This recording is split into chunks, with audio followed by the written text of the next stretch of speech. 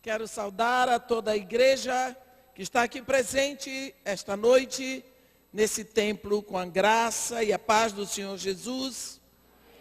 E convidar os irmãos para abrirem a Bíblia no segundo livro de Samuel, no capítulo 9.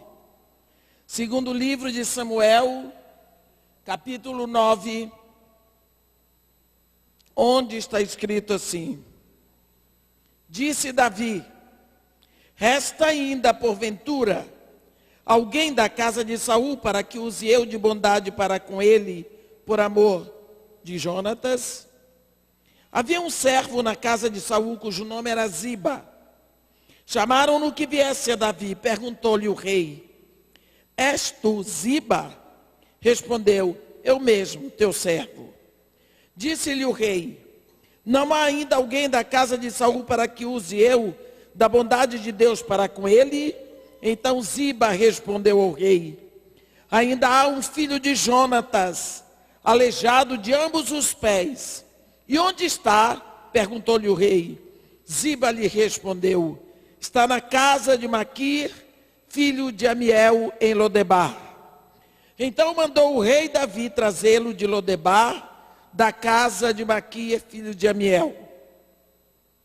Vindo Mefibosete, filho de Jonatas, filho de Saul, a Davi, inclinou-se, prostrando-se com o rosto em terra. Disse-lhe Davi: Mefibosete. Ele disse: eis aqui teu servo.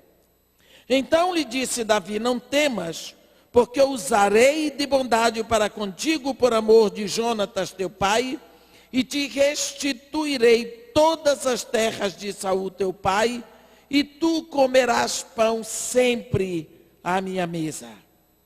Então se inclinou e disse: quem é teu servo, para teres olhado para um cão morto, tal como eu? Chamou Davi a Ziba, servo de Saul, e lhe disse: tudo o que pertencia a Saul e toda a sua casa, dei ao filho do teu senhor. Trabalhar-lhe-ás, pois, a terra, tu e teus filhos e teus servos, e recolherás os frutos, para que a casa de teu senhor tenha pão que coma. Porém Mefibosete, filho do teu senhor, comerá pão sempre à minha mesa. Tinha Ziba 15 filhos e 20 servos. Disse Ziba ao rei: segundo tudo quanto meu senhor, o rei, manda a seu servo, assim o fará. Comeu, pois, Mefibosete à mesa de Davi, como um dos filhos do rei. Tinha Mefibosete um filho pequeno, cujo nome era Mica. Todos quantos moravam em casa de Ziba eram servos de Mefibosete. Morava Mefibosete em Jerusalém, porquanto comia sempre à mesa do rei. Ele era coxo de ambos os pés. Amém. Meus irmãos, lembramos que Davi foi ungido como para ser o rei de Israel, ainda na sua adolescência. É possível. E depois muitas coisas aconteceram. E mesmo quando ele foi levado para tocar harpa para Saul, logo depois ele se torna um guerreiro em Israel, e por causa do ciúme e da inveja que Saul sentia, porque as pessoas amavam a Davi, Davi começa a ser perseguido e leva muitos anos fugido de Saul. Mas por esse tempo, antes que Davi começasse a fugir de Saul, Davi então faz uma aliança com Jonatas, que era o príncipe herdeiro do trono de Israel. E essa aliança, eu vou ler para vocês, está em 1 Samuel 20, nos versículos de 15 a 17. No versículo 14: se eu então ainda viver, porventura não usarás para comigo da bondade do Senhor, para que não morra? nem tampouco cortarás jamais da minha casa a tua bondade, nem ainda quando o Senhor desarraigar da terra todos os inimigos de Davi. Assim fez Jonatas aliança com a casa de Davi, dizendo: vingue o Senhor os inimigos de Davi. Jonatas fez jurar a Davi de novo, pelo amor que este lhe tinha, porque Jonatas o amava com todo o amor da sua alma. Então nós vemos aqui uma aliança em que existe um juramento de proteção. Bem, passam-se os anos e nós sabemos que na guerra com os filisteus morre o rei Saul e morre também o príncipe herdeiro, que era Jonatas. Então, quando a notícia da derrota e da morte do rei e do príncipe herdeiro chegam ao palácio, a ama do filho de Jonatas, a babá do filho do príncipe herdeiro, toma o menino e foge com ele. Por quê? O rei era Saul, morreu, quem sobe ao trono é o príncipe herdeiro, que também morreu. Mas então, o trono agora seria de Mefibosete, que era o terceiro na sucessão.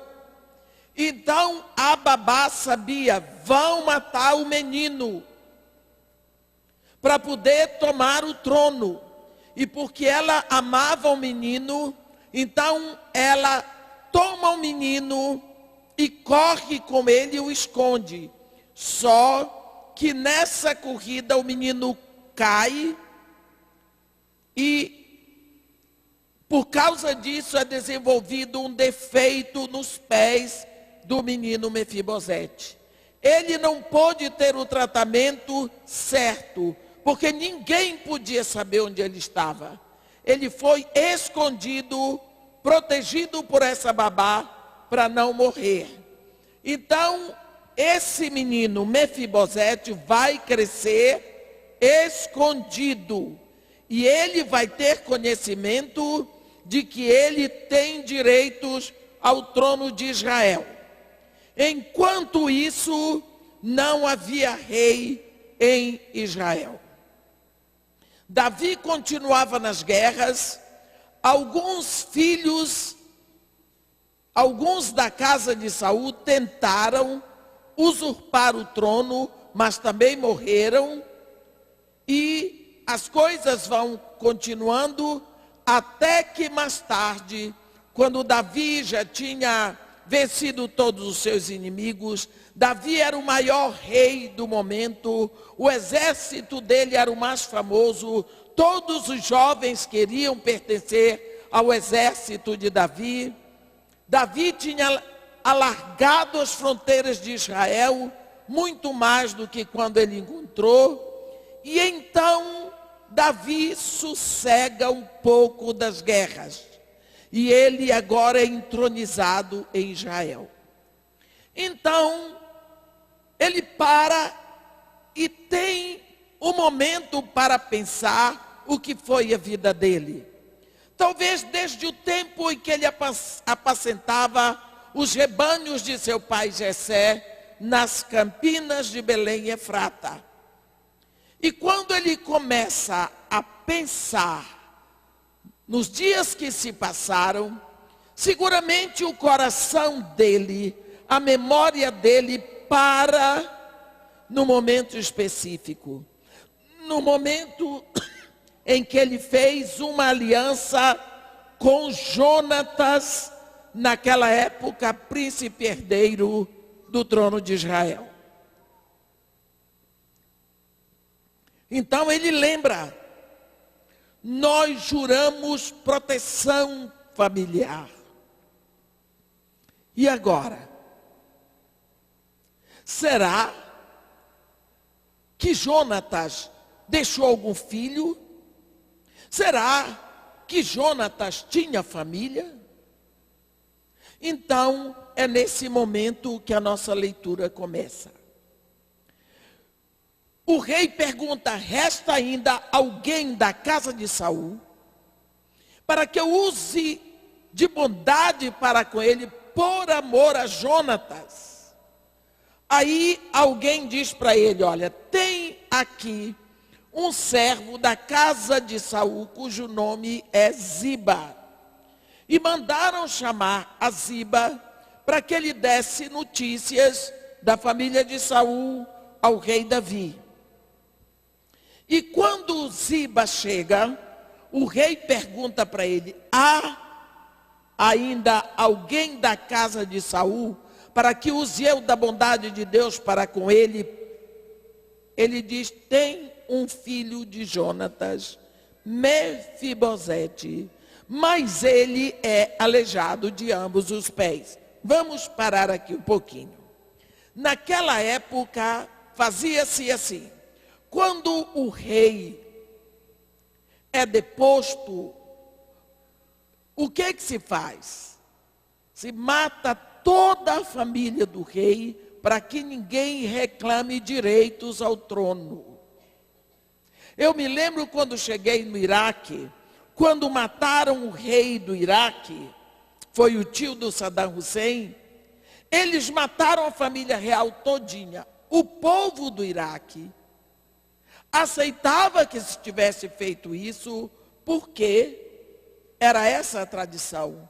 Mas a eles doía no coração que tivessem matado o príncipe, que tinha 17 anos, porque o Iraque era louco pelo príncipe, e mataram o rapaz também.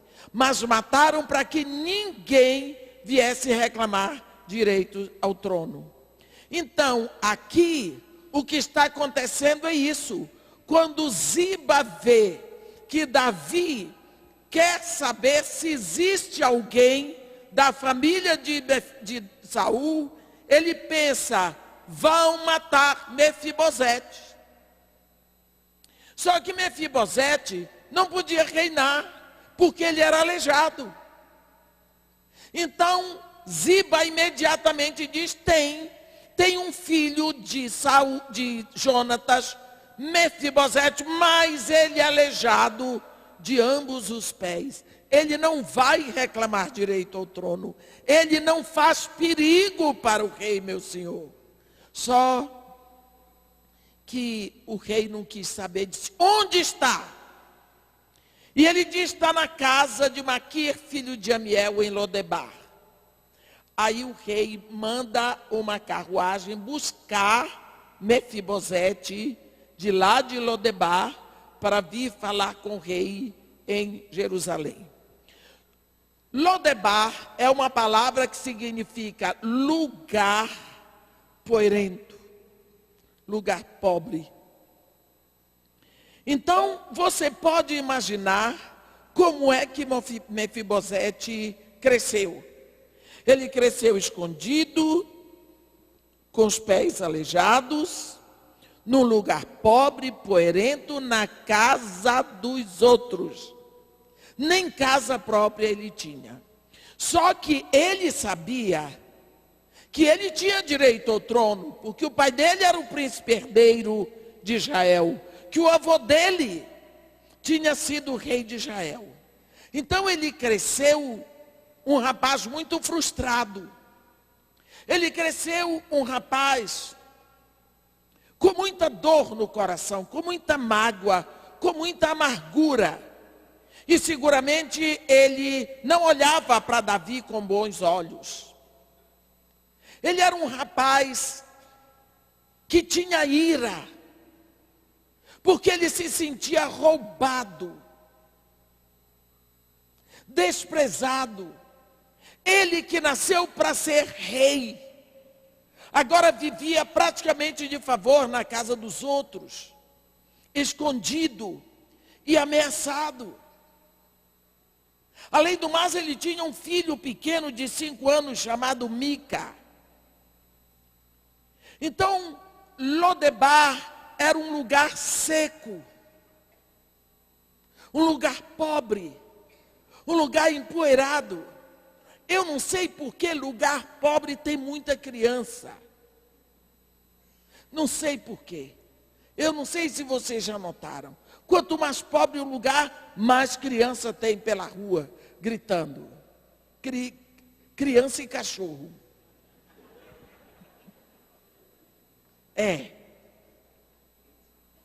Agora eu quero que você pense o que vai acontecer. A carruagem do rei vai chegar a Lodebar. E nós sabemos que a carruagem veio para pegar e levar Mefibosete. Mas ninguém sabe. Só o cocheiro sabe. O cocheiro sabe que tem que chegar na casa de Maquir, filho de Amiel, lá em Lodebar, para trazer Mefibosete para se encontrar com o rei Davi. Mas não tinha internet, a fofoca não correu, e nem Mefibosete sabia, não tinha telefone. Pensa, de uma hora para outra, a carruagem do rei entrando em Lodebar. E todo mundo querendo saber o que. Será que o rei está lá dentro? Quem é que vem? Será que é a rainha? Ou quem é? Algum príncipe? Quem vem na carruagem? E haja cachorro, e haja criança, mas isso é por minha conta. E a poeira? Porque não tinha asfalto. E quando a notícia chegou na casa de Maquir, você imagina o coração de Mefibosete pronto, é capaz de ter descoberto que eu existo e vai me buscar para me matar. Você entendeu a situação? E olha, a palavra de Deus diz em Jó, o que eu temia me sobreveio, e o que eu receava me aconteceu.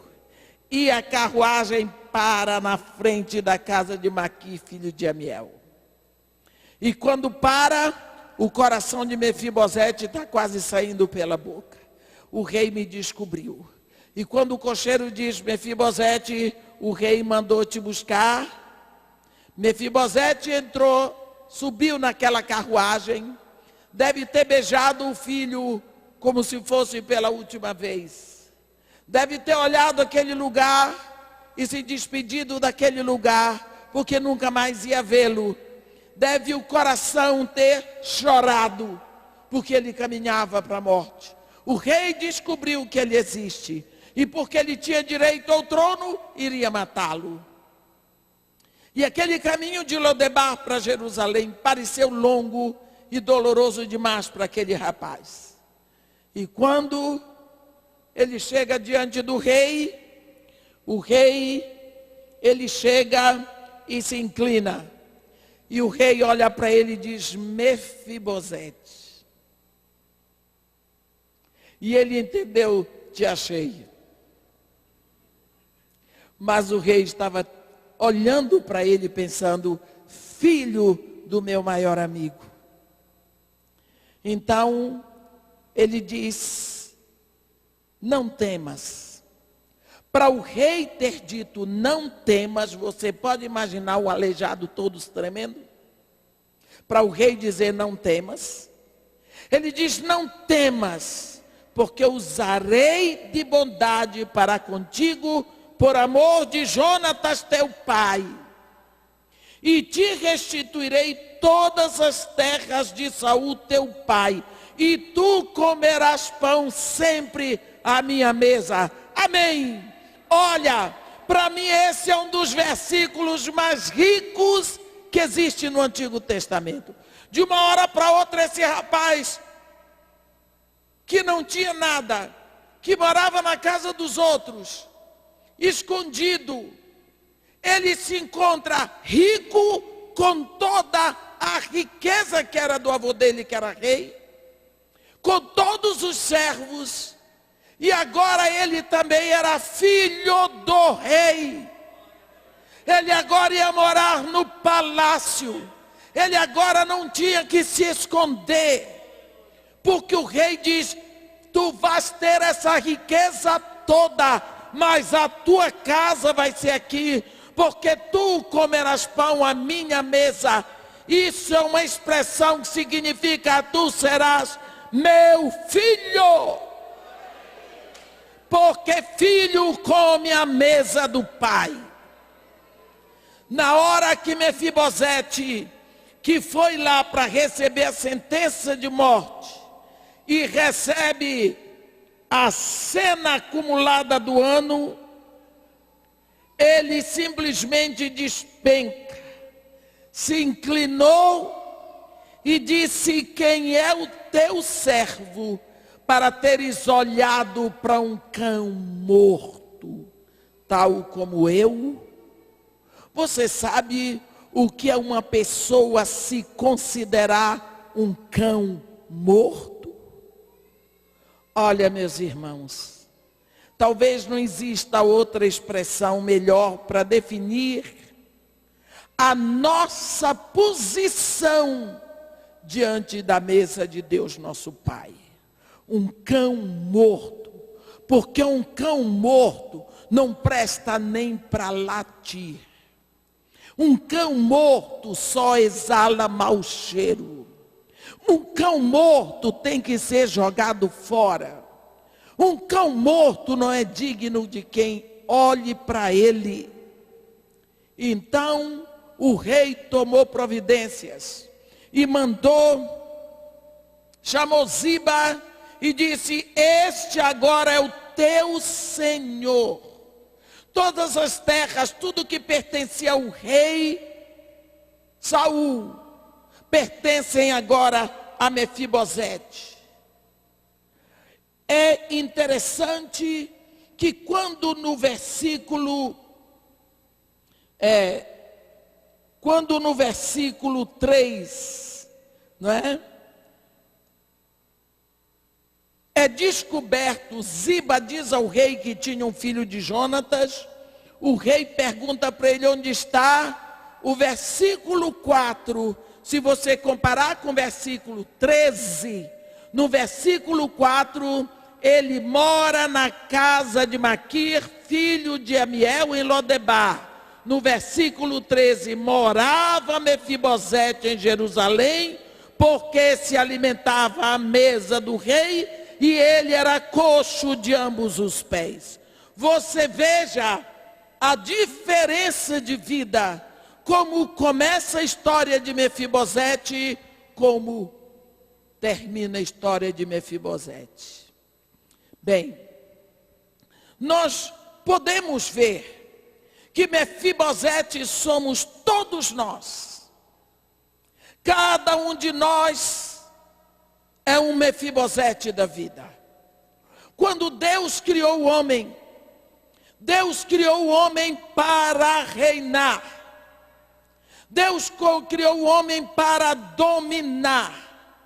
Deus deu ao homem a terra e a autoridade sobre toda a terra, sobre o planeta, sobre os peixes, sobre os animais do campo, sobre as aves do céu, sobre todos os vegetais, sobre tudo. Então o homem foi feito para reinar na terra. Também Mefibosete, quando nasceu, ele nasceu para reinar. Ele tinha toda a linhagem real. E por causa disso ele já tinha nascido com a autoridade. Ele ia ser educado para reinar. Mas aconteceu um acidente na vida de Mefibosete. Qual foi o acidente? Caiu, quebrou os pés e cresceu com os pés tortos. Também na vida do homem aconteceu um acidente. O homem caiu, e caiu no pecado, caiu da posição que estava. O homem foi expulso do Éden, como Mefibosete teve que sair do palácio. O homem passou a andar com os pés tortos, como Mefibosete passou a andar com os pés tortos. Porque Deus disse: eu porei inimizade entre a tua descendência e o teu descendente. Está falando com o diabo e a mulher. Ele te ferirá o calcanhar. mas o teu descendente, mulher, lhe esmagará a cabeça. Ali Deus está dizendo que todo homem na terra andará como Mefibosete, andará torto, terá problema no seu caminho, vai cair com facilidade. E quando cair, cada vez é mais doloroso. O seu caminho vai ser torto, porque o defeito dele está nos pés, no seu modo de andar, no seu modo de caminhar. As quedas serão constantes. E assim como Mefibosete foi morar num lugar árido, num lugar onde havia muito sofrimento, assim nós passamos a fazer parte do mundo árduo, árido, porque Deus diz: com o suor do teu rosto comerás o teu pão. E Deus ainda diz para Adão: Adão, por tua causa amaldiçoada é toda a terra. Assim como Mefibosete foi crescer com os pés tortos, num lugar empoeirado, seco, sofrendo humilhações na casa dos outros, nós também passamos a viver num mundo que jaz no maligno, um mundo caído, cujo príncipe é Satanás, que já foi julgado, condenado, mas não está preso. Mefibosete não sabia que existia uma aliança que lhe dava direitos a comer na mesa do rei. Quanto tempo nós passamos ignorando a aliança de Deus, o Pai, com o homem em Jesus Cristo. Quanto tempo nós passamos sem saber que nós temos direito à mesa de Deus Pai, e que nós podemos sim ser filhos de Deus, se nós estivermos em Jesus Cristo. Quanto tempo, assim que o rei manda buscar Mefibosete em Lodebar, observem, foi o rei que transportou Mefibosete de Lodebar para Jerusalém. Também a Bíblia diz que Deus nos transportou do império de trevas, do Lodebar, para o reino do Filho do seu amor. E assim, quando nós chegamos nessa situação, nós sabemos que não temos nenhum direito, nós sabemos que somos pecadores, nós sabemos que somos inimigos de Deus, nós não conhecemos a Deus, e quantas vezes nós xingamos e odiamos a igreja, e de uma hora para outra, parece que os nossos olhos são abertos, e nós podemos sentar na mesa do rei. Eu queria que você imaginasse, a imaginação quem nos deu foi Deus. Pense naquela noite. Tem dois momentos impressionantes na vida de um rei. O trono, que é o lugar da autoridade, e a mesa, que é o lugar da intimidade. A mesa é o lugar onde o rei reúne os seus filhos, esposa, naquela época tinham esposas, não é? Reúne as pessoas que estão ligadas ao seu coração, para que eles possam compartilhar o mesmo pão. Então significa que eu estou na minha mesa, eu parto o meu pão com você, com outro, significa que a mesma vitamina, proteína, sais minerais que entram no meu corpo, entram no corpo dos meus filhos e no seu também. Significa que eu compartilho os nossos nutrientes. Então, sentar à mesa significa ser parte um do outro. E quando eu chamo alguém para se assentar à minha mesa, significa que eu a quero como um dos meus filhos. E naquela época, essa expressão, tu vás comer pão à minha mesa, significa sempre, a minha mesa significa, de hoje em diante tu serás meu filho. Eu sou responsável pela tua nutrição. Eu queria que você pudesse imaginar a primeira noite em que Mefibosete vai chegar para a mesa de Davi. Estão todos os filhos do rei na mesa, bem vestidos, bonitos. Dizem que Adonias era belíssimo. A Bíblia diz, que Adonias era lindo, que Absalão era uma coisa assim de beleza. Imagina Salomão, não é? Todo pomposo, e todas as princesas, e todo mundo bem arrumado, em volta da mesa, e o rei lá não se assentava. E tinha uma cadeira vazia, porque o rei mandou botar mais uma cadeira entre os filhos do rei. E ninguém sabia que filho era aquele. Você pode imaginar que pode ter acontecido uma fofoca, né? Mas filho, de quem? De Ragite? Não. De quem? E aí começou a fofoca. Deve ter arrumado nessas guerras dele. Mas é filho, uma cadeira entre os filhos do rei. Quem será ele? Enquanto a fofoca vai, nem que seja nos pensamentos, ouve-se um barulho que se aproximava. E cada vez aquele barulho ia chegando mais próximo, até que aparece na porta, e abrem a porta para ele, um homem que veio de Lodebar. Como vivia naquela vida de Lodebar? Não devia ter lá uma pele muito boa.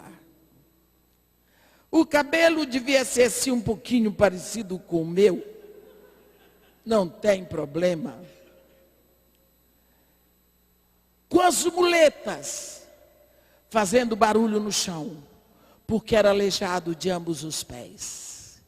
E quando aparece aquela figura feio, porque a Bíblia diz que o coração feliz aformoseia o rosto, e Mefibosete tinha passado a vida com mágoa, amargura, ressentimento, desejo de vingança e tudo quanto é bicho.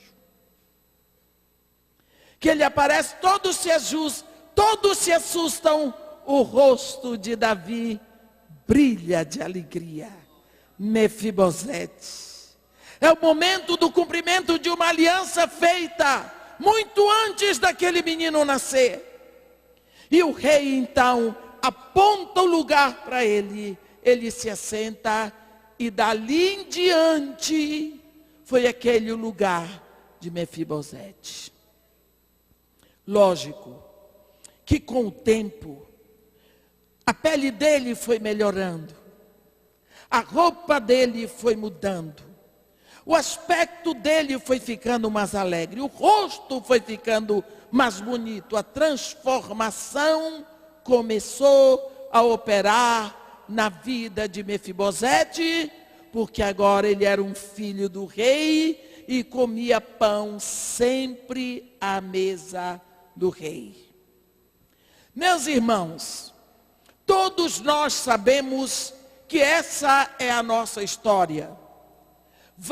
Chegou o momento em que nós somos entregues ao Pai. No momento em que nos rendemos, nós somos feitos filhos de Deus e nós temos o direito à mesa. Temos direito à mesa. A Bíblia diz: morava Mefibosete em Jerusalém, porque se alimentava sempre à mesa do rei, e ele era coxo de ambos os pés. Um dia também, Você saiu do seu Lodebar. Você passou a ser filha do rei. Existe um lugar para você na mesa do rei. Como tem sido a sua frequência? Será? Porque nós lembramos que um dia, quando Davi não apareceu na mesa de Saul, ele disse: onde está o filho de Jessé, que não veio comer pão à minha mesa nem ontem nem hoje? É possível que Deus esteja sentindo falta, vendo o seu lugar vazio? Você tem ido comer à mesa do Pai? Você tem ido lá para que Ele lhe alimente? Existe um momento na Bíblia em que nós aprendemos que não existe revelação se não for a mesa. No domingo da ressurreição, quando 2 discípulos de Jesus iam de Jerusalém para Emaús, eles iam reclamando. Quando Jesus aparece entre eles e diz: que palavras são essas que caminhando trocais entre vós? Eles não reconheceram que era Jesus. Então, eles simplesmente, sem reconhecer, chamaram a atenção de Jesus. Que é isto que vos preocupa tanto? E de que ias tratando à medida que caminhais? E eles pararam. Um chamado Cleopas disse para Jesus: será que você é o único nessa cidade que, tendo estado em Jerusalém, ignora a ocorrência desses últimos dias? Foi chamando Jesus de alienado. E Jesus diz quais? E ele explicou o que aconteceu a Jesus o Nazareno, que era varão, profeta, poderoso em obras e palavras diante de Deus e de todo o povo. E como os principais sacerdotes e as nossas autoridades o entregaram para ser condenado à morte e o crucificaram. Ora, nós esperávamos que fosse ele quem havia de redimir Israel. Mas depois de tudo isso, é já este o terceiro dia desde que tais coisas sucederam. Olha, o que eles estavam dizendo é o seguinte: fomos enganados. Pensávamos que era ele o grande Messias. Acabou na cruz como qualquer bandido, morto como qualquer pecador. Tem uns boatos aí de que desapareceu, mas nós já estamos indo para casa. E Jesus disse: ó nécios e tardos de coração para crer tudo o que os profetas disseram. Aí, Jesus, a Bíblia diz que ele começou a ensinar aqueles 2 discípulos, desde Moisés, quer dizer, desde o Gênesis em diante, passando por todos os profetas, que era necessário que o Cristo passasse por tudo isso para ressuscitar. Enquanto Jesus ia ensinando, eles iam andando.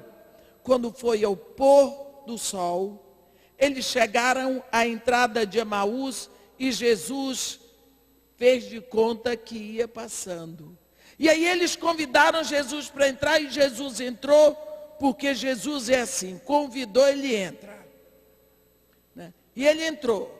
E quando chegou na cidade, convidaram para casa e ele entrou. E quando chegou a hora de cear, chamaram Jesus para a mesa, ele foi. Só que na mesa dos discípulos, o mestre toma a frente. Quando eles se assentaram, Jesus Cristo tomou o pão, abençoou, partindo, deu a eles, e os olhos se lhe abriram e o reconheceram. mas ele desapareceu da presença deles. Eu quero que vocês pensem uma coisa. Por que Jesus não se revelou durante o dia todinho falando com aqueles homens? Não seria mais prático? Meu Deus, Jesus Cristo apanhou tanto. Desde quinta-feira à noite aquele homem estava sofrendo, sangrando. Acabou morrendo asfixiado numa cruz. Foi enterrado.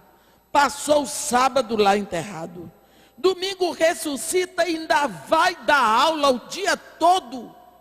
Não era para ele ter se revelado, aqui sou eu. Aparecia e desaparecia, uma coisa assim. Mas ele não é de dar show. Ele prefere dar uma aula para nós também. Aqui ele está dizendo que ele se revela a quem se assenta com ele à mesa. Enquanto eles não se assentaram com Jesus à mesa, eles não tiveram a revelação.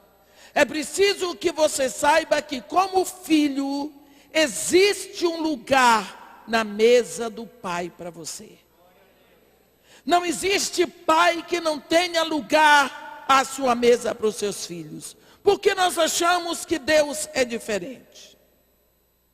Toda a transformação ou transfiguração que Mefibosete precisava, ele foi tendo pouco a pouco, quando ele se alimentava à mesa do rei, quando o rei Davi partia o pão para todos e comia do mesmo pão. Toda a transfiguração, o crescimento que nós precisamos como filhos de Deus, só vai acontecer à medida que nos assentamos com a palavra de Deus e o Espírito vai partindo, vai abrindo esse pão para nós. Existe um momento em Cantares em que aquela moça, depois de tanto convite, de tanto trabalho, de tanta agonia, chega no final, ela diz assim, olha, no capítulo 6, no versículo 11, ela diz assim, desci ao jardim das nogueiras para mirar os renovos do vale, para ver se brotavam as vides, se floresciam as romeiras. Não sei como. Imaginei-me no carro do meu nobre povo. Volta, volta, ó Sulamita, volta, volta para que nós te contemplemos. E ela responde, por que quereis contemplar a Sulamita na dança de Manaim? Aí o esposo diz, quão formosos são os teus passos, dados de sandálias, ó filha de príncipe. O que está acontecendo aqui? Parece um negócio muito louco, mas não é. É que depois de tantas lutas, depois de tanto conselho, depois de tanta admoestação, esta moça desce ao jardim da nogueira. O que é a nogueira? Vamos ver. Todos nós sabemos que a noz é aquele fruto. Quando você olha uma noz, você imagina o que tem lá dentro. Se você perguntar a um nutricionista, ele vai dizer toda a capacidade nutritiva de uma noz. Lá dentro. Não adianta você chupar, porque a casca está ali impedindo. Você sabe que lá dentro tem alguma coisa bem saborosa, bem nutritiva, mas vai ter que quebrar a casca. Se você não quebrar a casca, você não come. Descer ao jardim das nogueiras significa ir para a mesa, ir para o lugar da revelação. A palavra de Deus é como se tivesse uma casca.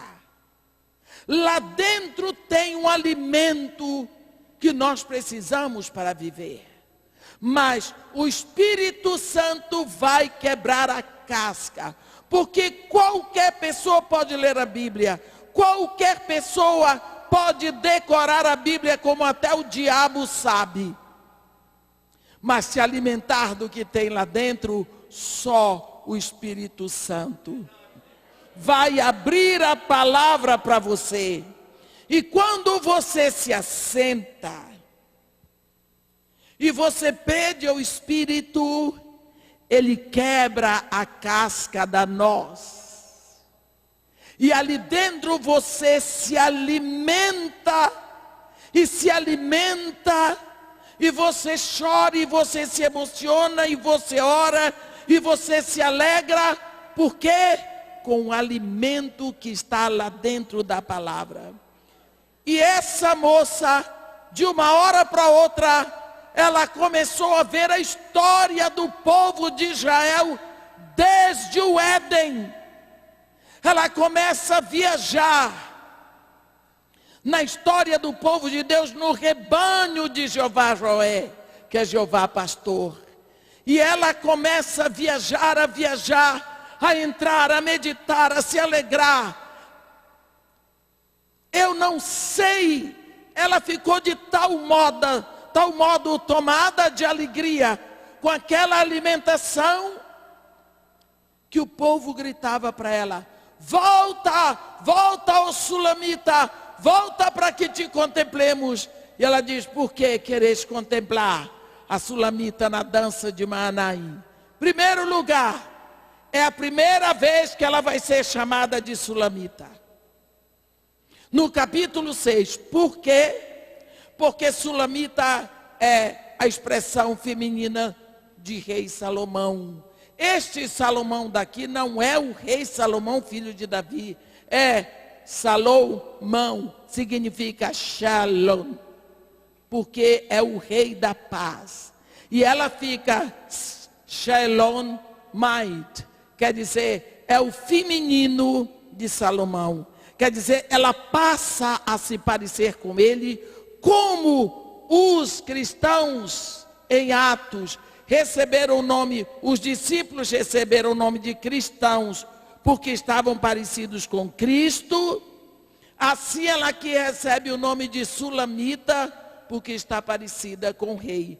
Porque ela está parecida com o rei, eles notam que ela agora está meditando na palavra, está se alimentando na palavra de Deus.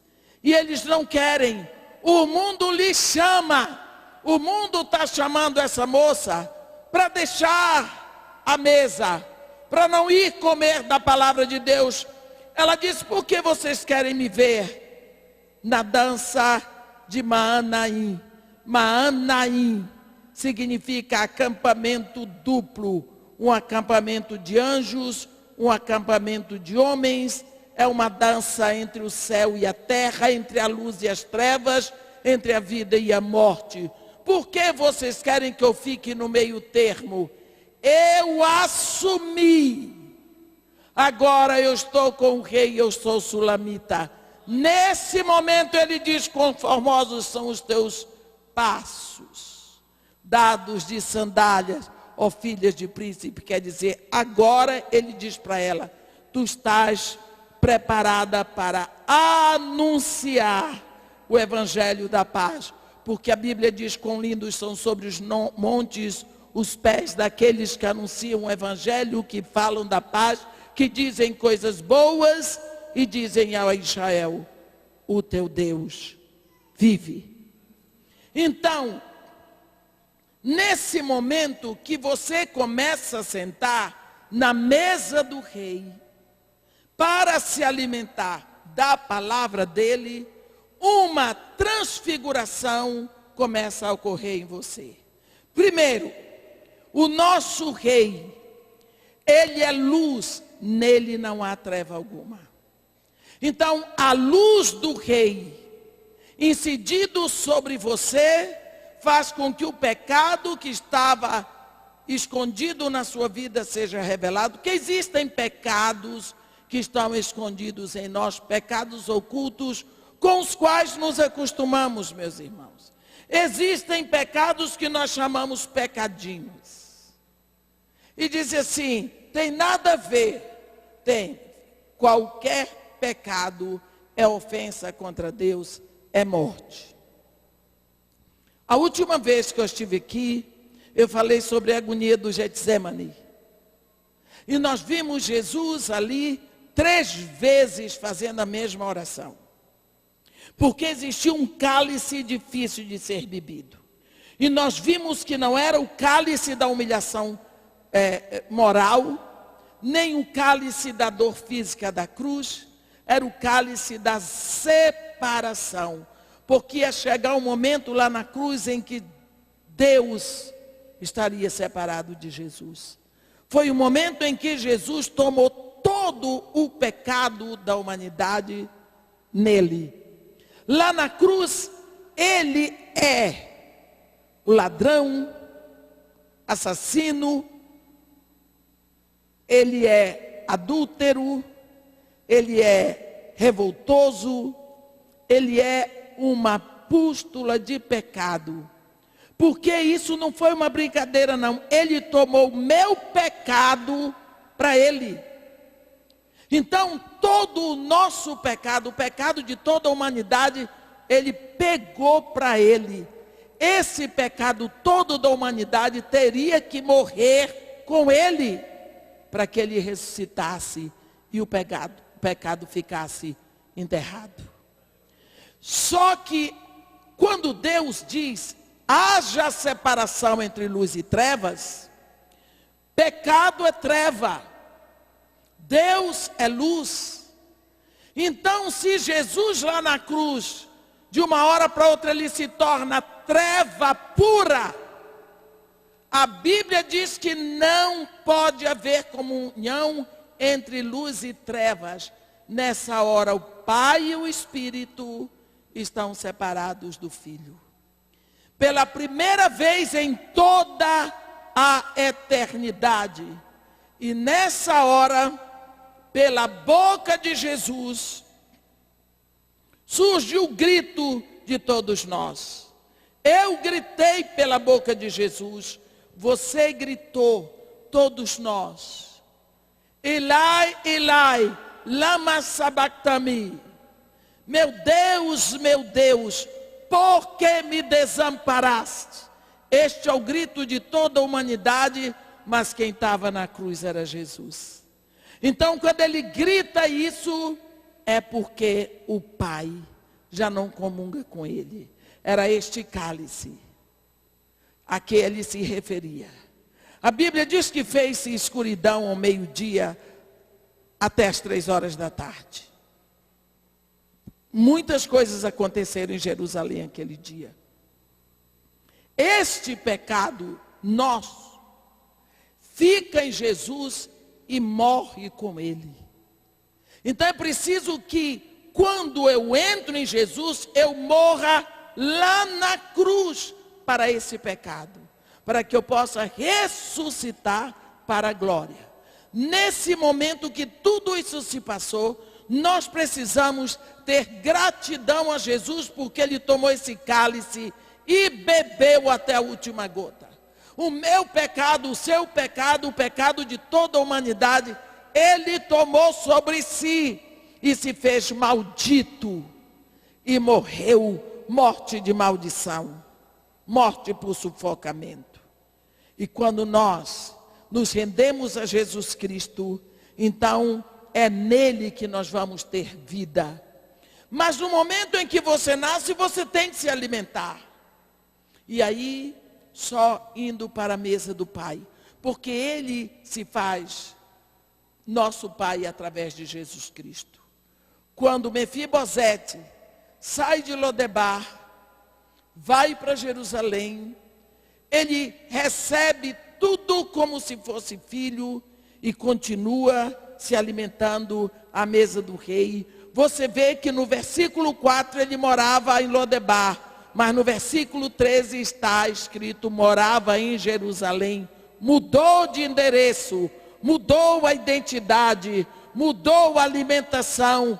Houve mudança mudança de status, houve mudança na vida desse homem. É isso que Jesus Cristo quer que aconteça na nossa vida, que nós estejamos conscientes de que houve um acidente e nós caímos no pecado. Mas o rei tomou providências. Mas uma coisa é certa. A Bíblia diz: morava Mefibosete em Jerusalém,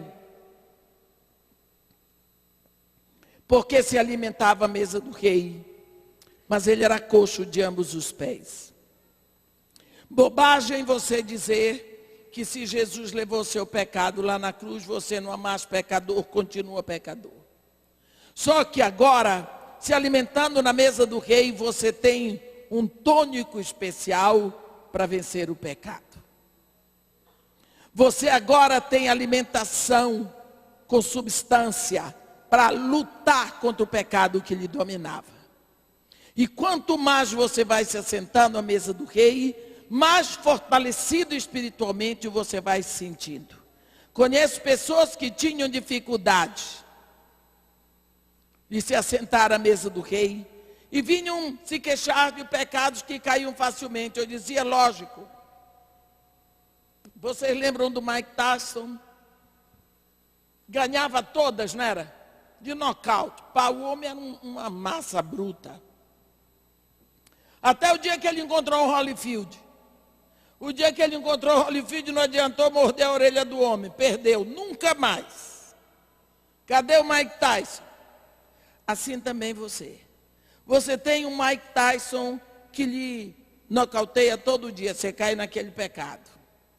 Cai no pecado. Irmã, eu não queria fazer, mas eu fiz. Lógico, você está sendo nocauteado todo dia. Mas vai começar a se alimentar na mesa do rei. Vai começar a ler a palavra, pedir o Espírito Santo para abrir a palavra para você. Vai ler a palavra, meditar na palavra, orar na palavra. Você vai se alimentando. Vai se alimentando. Daqui a pouco, o Mike Tyson espiritual vai demorar um pouco para lhe nocautear. Nocauteia, nocauteia. Continua se alimentando. Um dia ele vem, você nocauteia a ele. E daí em diante você continua se alimentando. Nunca mais ele lhe vence. Por quê? Porque você está fortalecido no Senhor e na força do seu poder. Só existe o meio para você vencer o inimigo que tem lhe vencido todos os dias. É se alimentando dos nutrientes da palavra de Deus. E não adianta que isso você não compra lá fora. Não existe crente feito em micro-ondas. Você tem que gastar tempo assentado à mesa do rei. Você vai continuar como Mefibosete, pecador, como ele continuou coxo de ambos os pés. Mas o pecado não vai ter mais poder sobre você. Amém? Então, vamos partir para o nosso status novo de filhos do rei. Vamos nos assentar todos os dias à mesa do rei. Em vez de Lodebar, Jerusalém. Em vez da casa de Maquir, filho de Amiel, casa do Pai, mesa do Pai, para a glória de Deus. Amém? Que Deus nos abençoe e nos guarde. Que faça resplandecer o seu rosto sobre nós. E tenha misericórdia de todos nós. Amém. Senhor Deus nosso Pai, por toda a eternidade, o teu sonho foi sobre nós. O teu desejo foi de estarmos contigo. Pai da glória, tu investiste tanto, que investiste o teu próprio filho para nos ter contigo. Tu depois investiste o teu Espírito, nos dando esse Espírito, para que nós possamos estar em intimidade contigo. Que o teu nome seja louvado e glorificado. Pai querido, em nome de Jesus, nós queremos te agradecer, Porque assim como Davi trouxe Mefibosete de Lodebar para a sua mesa, tu nos trouxeste do império de trevas para a tua mesa também, Senhor. Tu nos deste o teu reino, tu nos deste a tua descendência de filhos do rei.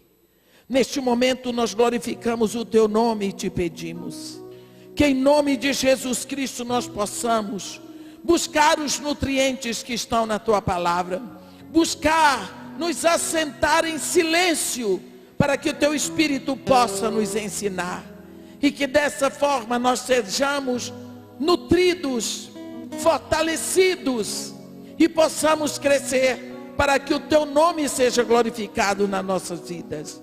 Isso que nós te pedimos e te agradecemos em nome de Jesus. Amém.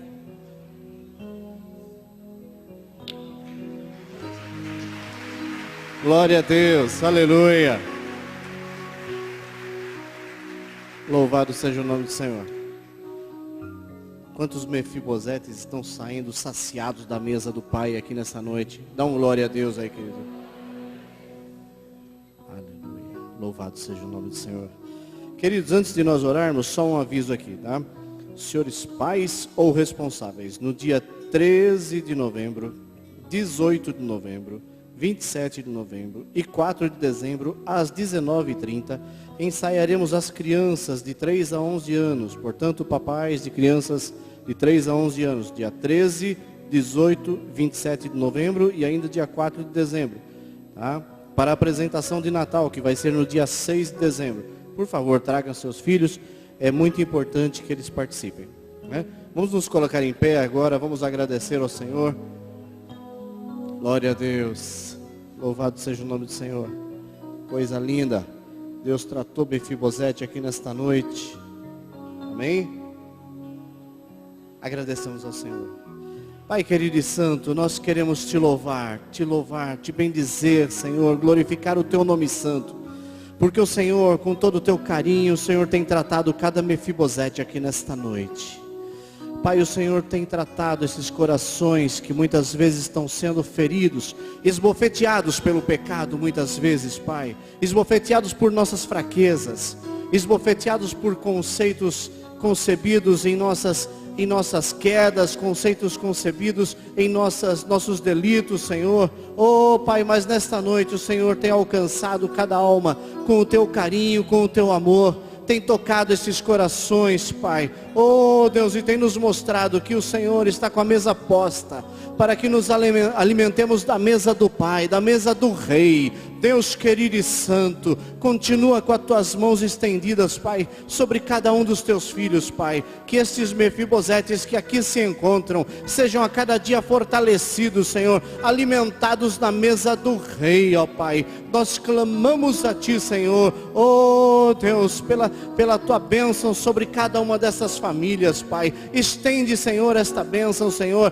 àqueles familiares que não puderam vir aqui hoje, Senhor, que não estão aqui, mas que os Teus filhos têm orado por eles, Pai. Senhor, vidas que necessitam de Ti, Senhor. Oh, Pai querido e santo, alcança-os para a glória do Teu nome santo, ó Deus. Senhor, nós clamamos a Ti agora, Pai. Leva os Teus filhos em paz aos seus destinos, aos seus lares, debaixo da Tua poderosa mão, Senhor. Dá-nos uma semana abençoadíssima, Pai. Nós clamamos a Ti, Senhor, na certeza da bênção da vitória. Nós já Te louvamos, em nome do Senhor Jesus.